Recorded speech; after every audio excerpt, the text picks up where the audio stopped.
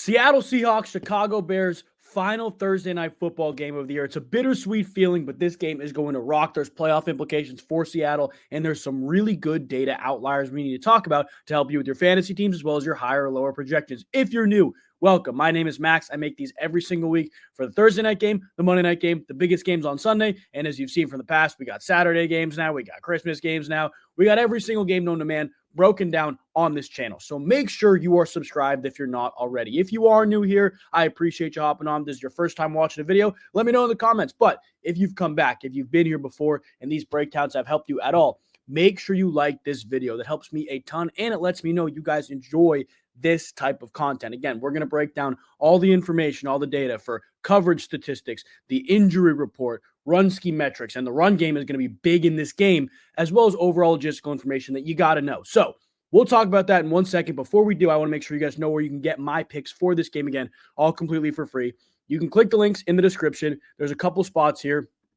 The first place is Instagram. All of my picks, my multiplayer entries, my multi-leg entries, the Loeb's leg. We were 3-2 on Loeb's legs last week, all plus money, plus value too. So make sure you hop on that. Instagram. You got to be following on Instagram. That's the #1 place right now. Click the link below to follow there. If you want more touchdown scores, more fun picks, as well as just want to stay involved with me during these games, if I do any live bets, things like that, X. Also link there. Follow X, Twitter, whatever you guys call it. But if you want some bonus cash to make picks with on these games, remember Sleeper, Underdog, and Better Picks are all giving you free cash and a free pick when you join with code LEADS. You have to be new to the apps. You can't already be on them, but if you are new, you can join with code LEADS on all of these sites. If you're not on any of them, you can join all of them, but Sleeper is going to give you a half-yard pick plus 11 free additional entries. Better Picks is going to give you a $200 deposit match plus a free half completion pick, and Underdog is going to give you another free half-yard pick plus a deposit bonus up to $1,000. Make sure you guys get on that. Links are in the description for all that stuff. Without further ado, though, let's break down this game. Let's talk injury report. Now, this is a pretty big game for the Seattle Seahawks. But when you look at their injury report, guys, you have Kenneth Walker not practicing. You have Ernest Jones, Abram Lucas, limited. My guess is if you are not practicing or limited if you're not practicing 2 days before the game, you're probably in trouble, right? There's probably a decent chance you do not play. I think there is a good chance Kenneth Walker does not play. And like I said at the beginning, the run game is huge here. We're going to talk Zach Charbonnet. We're going to talk everything in regards to the Seahawks run game, how they line up against the Bears. And it's a good spot for Zach Charbonnet if he is the lead back. The only thing that worries me here, if Kenneth Walker does play on a short week, on an ankle injury, is he limited? Is Zach Charbonnet in more packages? Does Kenneth Walker take less snaps? I think if Kenneth Walker plays, you kind of stay away from Zach Charbonnet. But if Walker's out, there's a couple big areas we have to lean in this game with the Seattle Seahawks. And then on the other side, Bears just banged up in the secondary, and they're giving up the 14th most pass attempts, the 12th most wide receiver receptions. So they're okay against the pass, but they're banged up. Elijah Hicks, you have Tavarius Moore. They're guys that probably won't play Thursday on a short week that, could make a difference in that secondary. Everybody else for the Bears moderately healthy. The offense is pretty healthy. DeAndre Swift is somebody I'm looking at in this game too, especially because the run game on the other side might be even more important. So let's talk Seattle Seahawks defense. Data outliers here, guys. They're giving up the 14th most pass attempts to opposing quarterbacks, 16th most yards, but running backs, 13th most attempts, 9th most yards. This team is 10th in yards per carry in terms of 10th allowed, so bottom 10 for opposing offenses. And they're 5th lowest, giving up the 5th most man gap yards per carry. Now, here's the thing with the Bears. DeAndre Swift, the Chicago Bears run defense, is man gap heavy. So they run more of the runs that the Seattle Seahawks struggle more against. The Seahawks struggle against zone scheme and man gap. There's no big outlier and saying, oh, they're really good against one. No, they struggle against both. They're just a little bit worse against man gap. And the Chicago Bears are one of the few teams in the NFL that runs a noticeably more amount of man gap scheme runs. But they're bottom 5 in yards per carry. They're not running the ball well. So I look at that and I think, maybe there's opportunities for DeAndre Swift to break a big one, right? If they're going to run this many man gap scheme runs and, Seattle isn't good against them or they're worse against them than they are against zone.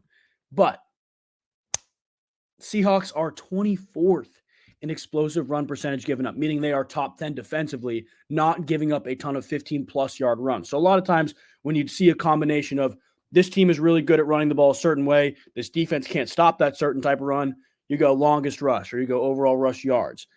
Longest rush I worry about. I'm not going to lie. And truthfully, I don't trust the Bears to be in a position to lead this game, to take the air out of the football where DeAndre Swift is just going to get pumped with carries. I don't think that's going to be the case either. So I like DeAndre Swift overall. Scrimmage yards, not bad because Seahawks are giving up the 13th most receptions, 10th most yards to opposing running backs. So I think this is definitely one where you water it down. Maybe we put it in a Loeb's lay, which again will be on Instagram.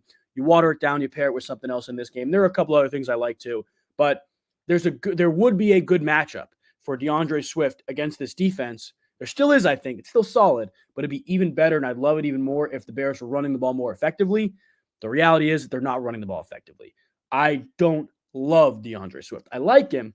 I don't love him. Moving down, though, 12th most receptions given up to wide receivers. This is what really excites me. So we can pull up some of these game logs against the Seattle Seahawks.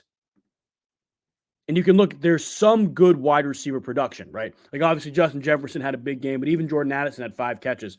He had 5 catches from Jaden Reed. Again, not a super polarizing pass offense in Green Bay.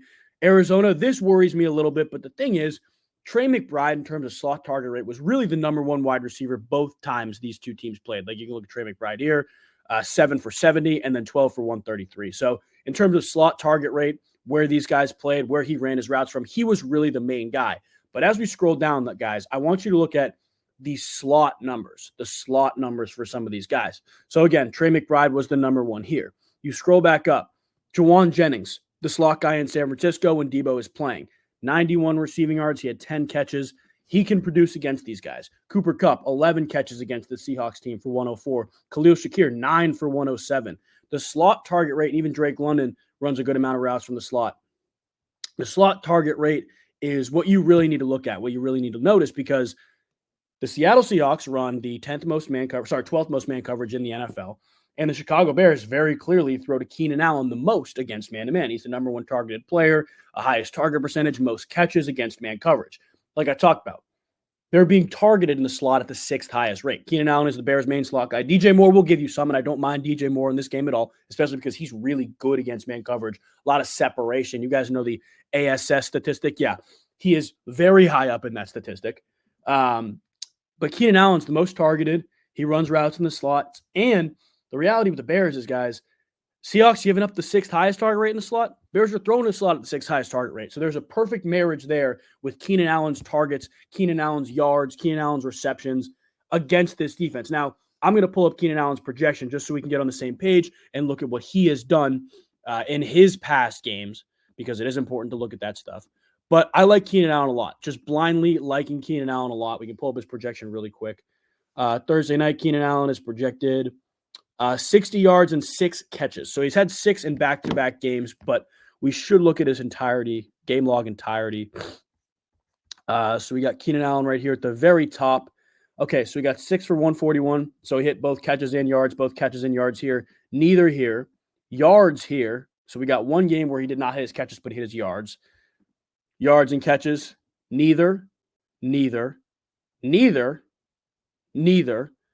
then this is earlier on in the season. He's becoming more comfortable. But he's becoming more comfortable in the offense. And you look at 4 of the last 5 games. And again, the Detroit, very man-heavy team. Detroit, again, very man-heavy team. I'm trying to think if there's any other really man-heavy teams they played. Jacksonville, okay, so 41, but he had 5 catches. Like, I don't know. I think Keenan Allen is still the main guy. And you can look at the games there. Keenan Allen didn't produce. It's not like DJ Moore was wildly better or wildly more efficient. You got the Indy game where he had 8 for 78 and Carolina game where he had 5 for 105. But again, these Minnesota games, like, they both played well. Again, the Detroit game, both played well. Like, I'm not super worried about Keenan Allen, what he can do compared to DJ Moore. I think his yards is probably a better look than catches. And DJ Moore yards to me is actually fascinating too. I think you look at him and he's actually projected less than Keenan Allen at this point, which is interesting. Wow. I did not know that. So let's pull back these game logs again. He's only projected 55 yards. DJ Moore, yes, no.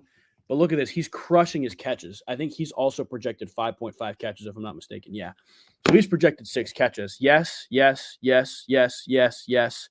That's what 1, 2, 3, 4, 5, 6 straight. No, no, no. Then 1 at the beginning of the year, 2 at the beginning of the year. So again, man-heavy teams. I like both these guys. Truthfully, guys, I think the best way to go about this, and again, all my picks will be on X and on Instagram below, so make sure you're locked in there. But I think the best way to go about this is probably watering down both wide receivers and maybe DeAndre Swift scrimmage yards, because I do think he's going to be involved in the pass game. Seahawks are being targeted out of the backfield at the 16th highest rate, too. You look at some of the games against them. There's been decent running back floors, and maybe DeAndre Swift breaks off a big run. I think this game's going to be close enough where the Bears don't need to abandon the run entirely, but Swift has been producing in the receiving game really well. I think you water down his scrimmage yards. Truthfully, I do like the straight picks of both Keenan Allen and DJ Moore yards, but we got to wait to see. I think the safest way to go about it is watering down, putting them together. Let's talk Chicago Bears defense, because this is a fascinating unit, and there's some data outliers. We're like, okay, I don't love this, but there's an edge, and we got to look into it. There's a couple here. So Chicago Bears are not giving up a ton of pass attempts. Part of the reason they're giving up the 6th most rush attempts, 2nd most running back yards on the ground. That is what I like the most. But they're giving up the 10th most pass yards still, even though they're not giving up any attempts, really, 26th most, 10th most pass yards. Let's move down to the run game, though, because we just talked about it. 7th most yards per carry, middle of the pack in terms of explosive run percentage, and then they are worse against zone than they are against man gap. Again, not great against both, but the 4th most yards per carry in those zone runs. Now, here's the issue with the Seahawks. We talked about Kenneth Walker potentially being out. I think he's going to be, and again, injury updates will always be in the description here. But the Seahawks are, dead even in terms of man gap runs, in terms of zone runs. There's literally 1 carry that separates them. They have 1 more zone carry than man gap carry. Collectively, they're worse when they run zone. And again, the Bears are very bad against zone runs. The far more efficient running back when they run zone is Kenneth Walker. Zach Charbonnet is averaging less than 3 yards a carry in those zone scheme runs. Now, if Walker's out, Charbonnet is going to get the bulk of the workload. He's going to get catches out of the backfield too. We'll talk about that because of the target rate out of the backfield. But again, nothing here. Middle of the pack in terms of explosive run percentage. No real marriage in terms of the offense being good and the defense being bad in a certain type of run. There's really nothing there that makes me love rush yards. I think you could water this down. I think you could water scrimmage yards down because we're giving the 14th most yards to opposing running backs. And Zach Charbonnet, when he plays, is a huge part of the pass game. But truthfully, in the running back position, really either side, I don't love anything straight here. I don't. I think you got to start Zach Charbonnet if he's on your fantasy team and Kenneth Walker out. DeAndre Swift, I think, is a great start too on the other side, full transparency.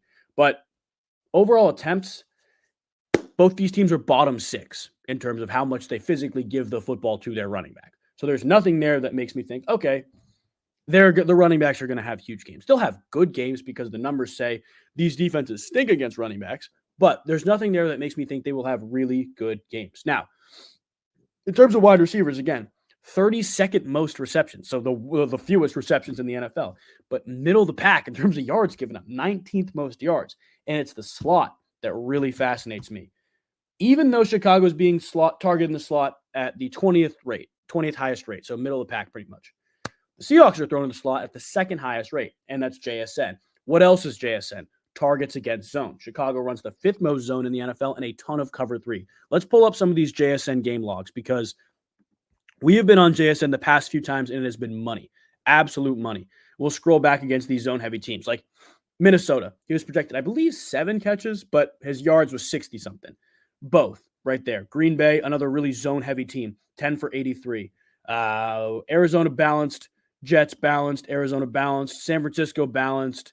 Rams, a little more zone-heavy, so he had 7 for 180 and 2. Buffalo, very zone-heavy, 6 for 69. Atlanta, a little more zone-heavy, but this is really the only concerning one here. Giants, 4 for 31, but he scored. Miami, 3 for 39. And as time has gone on, you can see he's becoming more comfortable in the offense. It also is important to note that games with DK Metcalf in the lineup, just generally speaking, against these zone-heavy teams, he's been better. Like, you look at DK when he played the Giants against the zone-heavy team, DK had a better game. When you played, let's see here, Miami, a zone-heavy team, DK had a better game. This is a player who's becoming more comfortable in his offense. Geno Smith, who we don't know if he's going to play, sounds like he's going to play, is very clearly establishing a rapport with him. Jalen Johnson will very clearly follow DK Metcalf in any man situation, probably line up to his side in those zone situations. We saw Justin Jefferson against the Bears really both times. They're going to do everything they can to take away your number one. I love JSN and his overall catches in this game, but there are two other leans here that I am fascinated about. The Bears are giving up the 6th most yards to opposing tight ends. And you looked at the target rates, tight ends, Bears are being targeted at the inline spot, the second highest rate, but the Seahawks are barely thrown there, so nothing really there. But the Seahawks against zone coverage, JSN, DK in terms of top 2 overall targets. 3rd was Kenneth Walker, and he's, again, probably not going to play. 4th was Zach Charbonnet. So the running backs, again, very clearly involved in the pass game against zone. But Noah Fant had as many targets as those guys. So let's take a look at Noah Fant against zone coverage. Now, I want to look at game logs against here for the Chicago Bears. Pull this up really quick to make sure everybody's on the same page with what Fant could potentially do in his projection, because his projection right now is 4 catches and 36 yards. He had 50 yards last week against a zone-heavy team. Definitely something to note. But you look at tight ends against Chicago here, like Laporte had 43, Hawkinson had 52, Kittle 151. Laporte had nothing here, but he caught 2 touchdowns, which is a very interesting note. So maybe you sprinkle a little Noah Fant touchdown, but Hawkinson with 114. Tucker Kraft 0 scares me. I'm not really sure about that. Hooper 64. McBride and Higgins 34-35. Ertz 72. Engram 102. Panthers don't really use their tight ends. Neither do the Rams. Neither do the Colts. Texans don't really either, but Schultz and the Tennessee Titans don't either. So anytime you've played a tight end who's decent, they've produced. Now, the issue is Noah Fant isn't really involved in the pass game. So again, maybe you sprinkle a little bit on a touchdown or an A.J. Barner touchdown because they're being targeted there at such a high rate and giving up the 6 most yards. But the big thing here, and this is my favorite pick of the night, guys. Favorite pick of the night. Field goals. Jason Myers, 2+ field goals. Bears are giving up the 4th most field goal attempts in the NFL. They have the 3rd best red zone defense in the NFL. And the Seahawks have the 18th best red zone offense. Seahawks get in the red zone. They don't score a ton of touchdowns. Bears let teams get in the red zone. Those teams don't score a ton of touchdowns. You trust Jason Myers. You do. I know it's windy in Chicago. It's tough to kick in Chicago at times, but you trust Jason Myers. We'll finish by looking at the weather and see if that really changes anything in terms of these projections, but I don't think it will, to be honest with you. You look Thursday right here, cloudy, chance of precipitation 20. It's supposed to be 43, so that would mean rain, not snow. Not super worried about that. But in conclusion, I think the way you go in terms of making something for this game, if you want to put everything together, I'd water down DeAndre Swift scrimmage yards. I'd water down Keenan Allen, DJ Moore, probably yards before I do receptions. Zach Charbonnet scrimmage yards, JSN yards or receptions. I wouldn't take a chance on Noah Fant putting everything together, but sprinkle a little bit on Noah Fant touchdown and then just straight. I mean, I think I probably will take DJ Moore and Keenan Allen straight, both, but just straight. I mean, Jason Myers' field goals looks awesome to me. And I actually would look into JSN's receptions too. He's projected right now, I believe it was, 7. He is projected, 7 receptions. That's a lot. Yardage is 70. 70 is not bad. I may lean into yards instead of catches. But regardless, JSN, both receivers on the other side, the number 1, number 2 on the Bears side, both running back scrimmage yards, and then Jason Myers field goals. I appreciate you guys watching. If you're watching this on Christmas, Merry Christmas. If you're seeing this on Thursday, I appreciate you as well. God bless you guys. We will see you on Thursday night for the Saturday breakdowns. We got 3 games coming out, 3 games on Saturday. We have the breakdowns for all of them coming out Thursday night. Enjoy that. Enjoy your holiday with your family, guys. Enjoy the best week of football, really all year. We got more days with football this week than not. We'll see you guys soon. God bless.